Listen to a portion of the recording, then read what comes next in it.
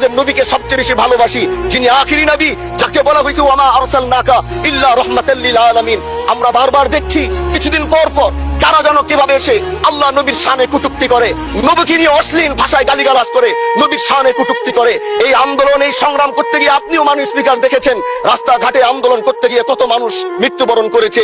যদি একবার বাংলাদেশের আইনে, কারণ মুসলমান যদি আমাদের বাংলাদেশের পার্সেন্টেজ অনুযায়ী আমাদের অবশ্যই মুসলমানদের সংখ্যা হিসেবে অনেক বেশি, আমরা তো অন্য কিছু চাচ্ছি না। এই দেশের মানুষ নামাজ না পড়লেও যদি কেউ নবীকে কটূক্তি করে তার কলিজা ছিঁড়ে যায়, সে রাজপথে নেমে যায়। আমি বলবো যারা নবীকে কটূক্তি করে, নবীর নামে গালিগালাজ করে, এদের মৃত্যুদণ্ড, এই আইনটাও যেন বাংলাদেশের এই সংসদ থেকে পাশ করা হয়।